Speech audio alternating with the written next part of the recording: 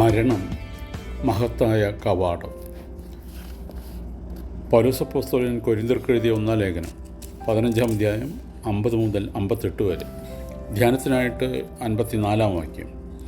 ഈ ദ്രവത്വമുള്ളത് അദ്രവത്വത്തെയും ഈ മർത്യമായത് അമർത്യത്തെയും ധരിക്കുമ്പോൾ മരണം നീങ്ങി ജയം വന്നിരിക്കുന്നു എന്ന് എഴുതിയ വചനം നിവൃത്തിയാകും. ജീവിക്കാനുള്ള ആഗ്രഹം മനുഷ്യൻ്റെ പ്രകൃതിയിൽ എഴുതി ചേർക്കപ്പെട്ടിട്ടുള്ള ജന്മവാസനകളിൽ ഒന്നാണ്. ഇത് ഒരർത്ഥത്തിൽ ഈശ്വരദത്തമായ അനുഗ്രഹമാണ്. ജീവിക്കാനുള്ള ആഗ്രഹം മനുഷ്യനില്ലായിരുന്നെങ്കിൽ ജീവിതത്തെ അവൻ വിലയില്ലാത്തതായി എണ്ണുകയും വെറും നിസ്സാര കാര്യങ്ങൾക്ക് വേണ്ടി ജീവിതം സ്വയം നശിപ്പിക്കുകയും ചെയ്യുമായിരുന്നു. ജീവിക്കുവാനുള്ള ജന്മവാസന അവസാനം വരെ പിടിച്ചു നിൽക്കുവാൻ അവനെ പ്രേരിപ്പിക്കുന്നു. മനുഷ്യൻ്റെ നിലനിൽപ്പിന് വേണ്ടി ഇങ്ങനെയുള്ള ഒരു വാസന അവൻ്റെ ഘടനയിൽ ദൈവം ഉൾപ്പെടുത്തിയിട്ടുണ്ടെങ്കിലും മനുഷ്യൻ്റെ ഭൗതിക ജീവിതത്തിന് ഒരു അന്ത്യമുണ്ടെന്നുള്ളത് ആർക്കും നിഷേധിക്കാവുന്നതല്ല. അതിൽ നിന്ന് തെറ്റി ഒഴിയാൻ ആർക്കും സാധ്യവുമല്ല. ദൈവത്തോടു കൂടിയുള്ള ഭൗതിക ജീവിതത്തിൽ നിന്ന് ദൈവത്തോടു കൂടിയുള്ള നിത്യജീവിതത്തിലേക്ക് കടക്കാനുള്ള വാതിലാണ് മരണം. വൈദ്യുത വിളക്ക് തുടങ്ങിയ നിരവധി നൂതന വസ്തുക്കളുടെ ഉപജ്ഞാതാവായ എഡിസൺ, അദ്ദേഹത്തെ പോലെയുള്ള ചില ശാസ്ത്രജ്ഞർ പോലും മരണാനന്തരം മനുഷ്യൻ പ്രവേശിക്കുന്ന പാരത്രിക ലോകത്തിൻ്റെ മനോഹാരിതയെപ്പറ്റി സൂചിപ്പിച്ചിട്ടുണ്ട്. തൻ്റെ മരണക്കിടക്കയിൽ വെച്ച് എഡിസൺ എന്തോ പറയുവാൻ ശ്രമിക്കുന്നതായി അദ്ദേഹത്തെ ചികിത്സിച്ച ഡോക്ടർക്ക് തോന്നി. അദ്ദേഹം കാത് അടുപ്പിച്ച് പിടിച്ചു. അതാ ആ സ്ഥലം എത്ര മനോഹരമാണ് എന്നായിരുന്നു എഡിസൺ വളരെ വ്യക്തമായി പറഞ്ഞത്. ലോകജീവിതം മരണത്തിൻ്റെ മങ്ങിയ വശമാണ് എന്നൊരു ചിന്തകൻ പറഞ്ഞിട്ടുണ്ട്. മരണമാകുന്ന തിരശ്ശീലയുടെ ഒരു വശം മാത്രമാണ് മനുഷ്യൻ കാണുന്നത്, ലോക ജീവിതം.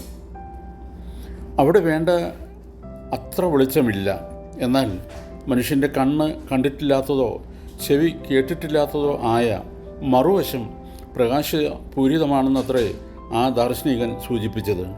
പക്ഷേ വെളിച്ചത്തിലേക്ക് കടക്കാൻ പലർക്കും ഭയമാണ്. ലോകത്തിലെ മഹാജ്ഞാനികളിൽ ഒരാളായ സോക്രട്ടീസ് എന്താണ് മരണത്തെക്കുറിച്ച് പറഞ്ഞിരിക്കുന്നതെന്ന് നോക്കുക. നല്ലവനായ ഒരു മനുഷ്യനെ ജീവിച്ചിരിക്കുമ്പോഴും മരിച്ച ശേഷവും തിന്മയായതൊന്നും സംഭവിക്കുകയില്ല. ഇങ്ങനെയൊക്കെ ആണെങ്കിലും മനുഷ്യൻ മരണത്തെ ഭയപ്പെടുന്നു.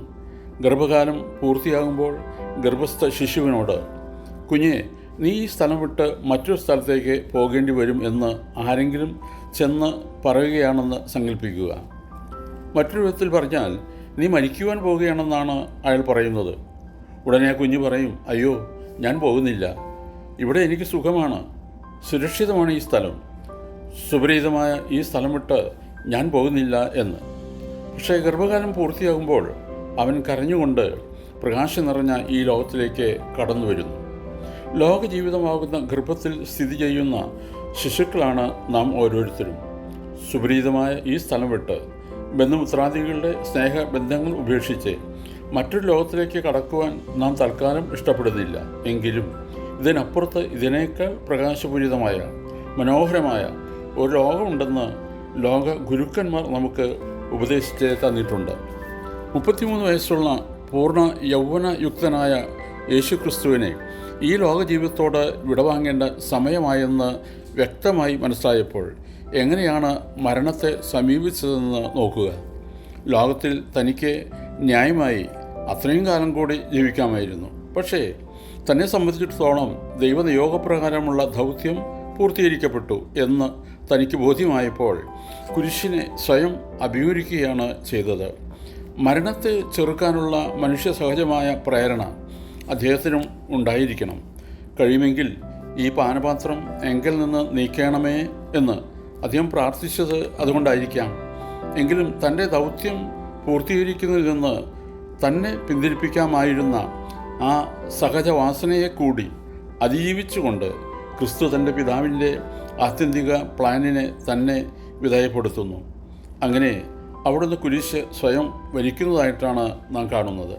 പക്ഷേ കുരിശ് അവിടുത്തെ ജീവിതത്തിന് പൂർണ്ണ വിരാമം കുറിച്ചില്ല.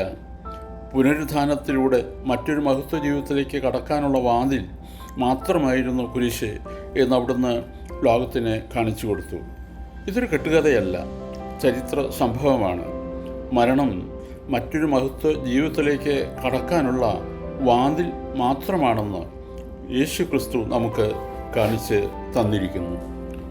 ഓർക്കണമേ, അഹങ്കാരിയായ ധനവാന്റെ മരണം നരകത്തിൽ കൂട്ടച്ചിരി ഉണ്ടാക്കും. കൊലോസ്യ ലേഖനം 3-ാം അധ്യായം 3-ാം വാക്യം. നിങ്ങൾ മരിച്ച് നിങ്ങളുടെ ജീവൻ ക്രിസ്തുവിനോടുകൂടെ ദൈവത്തിൽ മറഞ്ഞിരിക്കുന്നു. നമ്മുടെ ജീവനായ ക്രിസ്തു വെളിപ്പെടുമ്പോൾ നിങ്ങളും അവനോടുകൂടെ തേജസ്സിൽ വെളിപ്പെടും. ദൈവം അനുഗ്രഹിക്കട്ടെ. പ്രാർത്ഥനയോടെ കർത്തൃശുശ്രൂഷയിൽ എളിയ ദാസൻ.